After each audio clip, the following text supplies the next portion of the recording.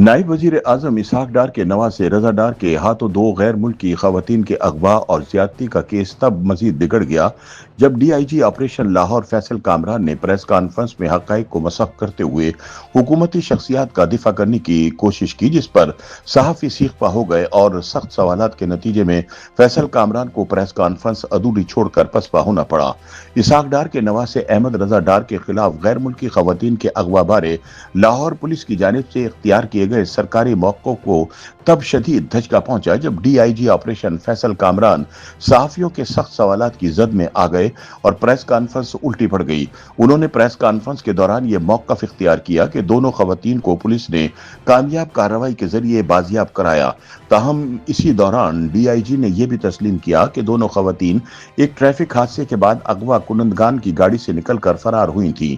दोनों बयानात में वाज़ेह तज़ाद पर सहाफियों ने मुसलसल सवालात किए, जिसके बाद कॉन्फ्रेंस का कंट्रोल डीआईजी के हाथ से निकल गया और वो ब्रीफिंग अधूरी छोड़कर रवाना हो गए। प्रेस कॉन्फ्रेंस के दौरान डीआईजी ऑपरेशन फैसल कामरान ने इसरार किया कि लाहौर पुलिस किसी भी मुल्जिम के साथ इसकी सियासी या खानदानी हैसियत की बुनियाद पर इम्तियाजी सलूक नहीं कर रही। उनका कहना था कि अगर किसी सीनियर हुकूमती शख्सियत का रिश्तेदार भी मुलविस पाया गया तो इसके साथ भी कानून के मुताबिक वही सलूक किया जाएगा जो किसी दूसरे मुल्जिम के साथ किया जाता है।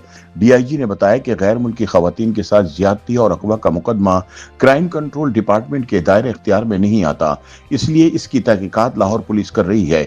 याद रहे कि अगवा और रेप के मुकदमात को सीसीडी पुलिस देखती है और अमूमन ऐसे केसेस में मुलविस मुल्जिमान को जाली मुकाबलों में ठिकाने लगा दिया जाता है। ताहम इस केस में सिर्फ पंजाब पुलिस के रेप सेल को शामिल तफ्तीश किया गया है ताकि तमाम पहलुओं का बारीक बीनी से जायजा लिया जा सके।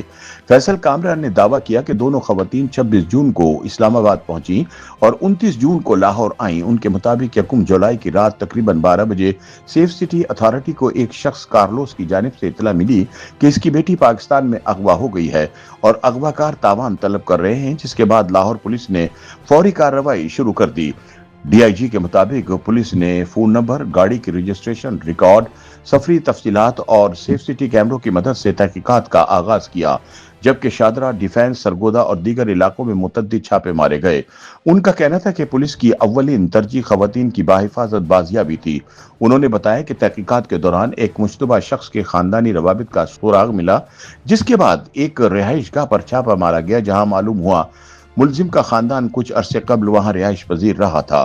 फैसल कामरान के मुताबिक इसी मरहले पर अहमद रजा डार की शनाख्त सामने आई और मजीद तहकीकात के बाद इसकी लोकेशन ट्रेस करने की कोशिश की गई। उनका कहना था कि अहले खाना से भी मालूमात हासिल की गई और गालिब इम्कान है कि खानदान ने भी मुल्जिम को कानून के सामने पेश होने का मशवरा दिया हो। उन्होंने कहा कि वजीर आला पंजाब मरियम नवाज ने भी मुल्जिमान की फौरी गिरफ्तारी का हुक्म दिया था। ताहम ये एक हकीकत है कि तब तक इन्हें यह मालूम नहीं था कि इस केस में इसहाक डार का नवासा भी मुलविस है। ताहम प्रेस कॉन्फ्रेंस के दौरान उस वक्त सूरत हाल तब्दील हो गई जब सहाफियों ने डीआईजी से सवाल किया कि अगर दोनों खवातीन खुद एक ट्रैफिक हादसे के बाद गाड़ी से निकलकर भागी और एक मैकेनिक वर्कशॉप में पनाह लेने के बाद ट्रैफिक पुलिस की मदद से मुताल्लिका थाने तक पहुंची तो फिर पुलिस इन्हें बाजियाब करने का दावा किस बुनियाद पर कर रही है। इस तजाद पर क्राइम रिपोर्टर्स ने सख्त एहतिजाज किया और पुलिस के झूठे मौक़िफ़ को चैलेंज किया, जिसके बाद प्रेस कॉन्फ्रेंस बदनज़मी का शिकार हो गई और फैसल कामरान मौके से खामोशी के साथ निकल गए। दूसरी जानिब judicial magistrate section 30 Lahore cantt की अदालत में ज़ाब्ता फौजदारी की दफ़ा 164 के तहत दोनों गैर मुल्की खवातीन के रिकॉर्ड कराए गए बयानात में मोहम्मद अहमद रजा डार और दीगर नामालूम अफराद के खिलाफ निहायत संगीन इल्जामात आयद किए गए हैं। ताहम इन इल्जामात का फैसला अदालत में पेश किए जाने वाले शवाहिद और कानूनी कार्रवाई की बुनियाद पर होना बाकी है। नीदरलैंड से ताल्लुक रखने वाली 35 साला स्टेफनी एड्रियाना ने अपने अदालती बयान में मौक़िफ़ इख्तियार किया कि इनकी अहमद रजा डार से पहली मुलाकात अक्टूबर 2025 में सिंगापुर में क्रिप्टो करेंसी से मुतालिक एक तकरीब के दौरान हुई थी। उनके मुताबिक कारोबारी रवाबित के बाद रजा डार ने इन्हें पाकिस्तान में सरमायाकारों से मुलाकात की दावत दी और वीजे के इंतजामात भी किए। खातून ने इल्जाम लगाया कि रजा डार खुद को एक वफाकी वजीर अली डार का बेटा जाहिर करता था। جس سے ان کا اعتماد مزید بڑھا۔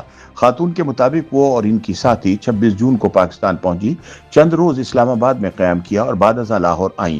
انہوں نے الزام لگایا کہ رضا ڈار انہیں ایک خاندانی سالگرہ کی تقریب کے بہانے ایک مکان میں لے گیا، جہاں بعد میں 4 مسلح افراد داخل ہوئے، دونوں خواتین کو باندھ دیا، تشدد کا نشانہ بنایا اور لاکھوں ڈالر تاوان طلب کیا۔